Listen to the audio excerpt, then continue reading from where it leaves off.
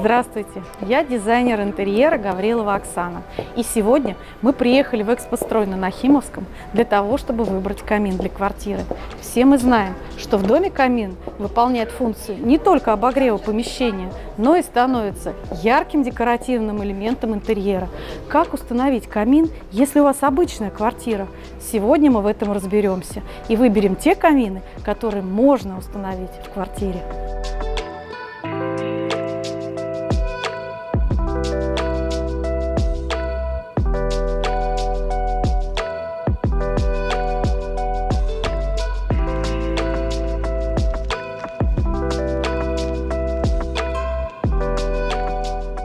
Первое, с чем нужно определиться, это с какой целью будет использоваться камин – для отопления или для декора.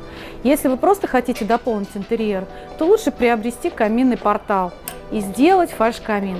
Для оживления очага в него достаточно положить березовые поленья или украсить крупными свечами.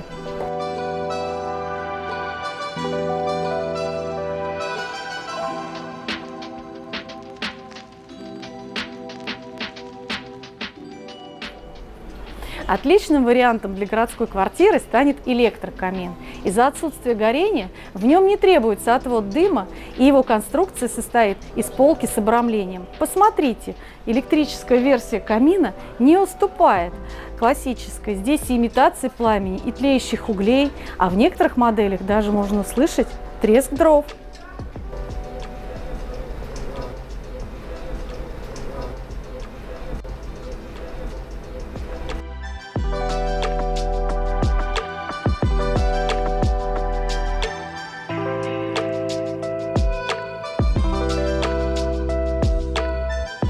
Альтернатива фальш-камину и электрокамину – это биокамин, не требующий ни встраивания в стену, ни электропроводки с дымоходом. Его можно разместить в квартире без каких-либо согласований и даже встроить в мебель. Такие камины не коптят и при этом отличаются различными вариантами дизайна на любой вкус.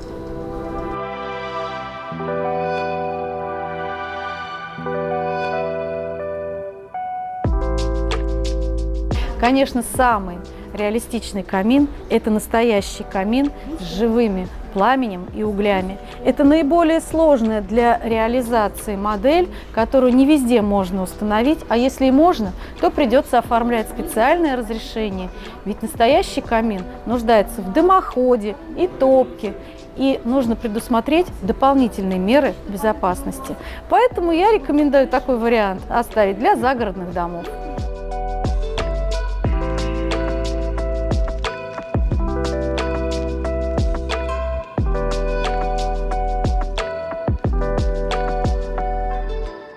Сегодня на рынке большое количество электрических и биокаминов, стоимость которых варьируется от 10 до 200 тысяч. Приезжайте и выбирайте на свой вкус. Надеюсь, мои советы были вам полезны. С вами была дизайнер Гаврилова Оксана. До новых встреч!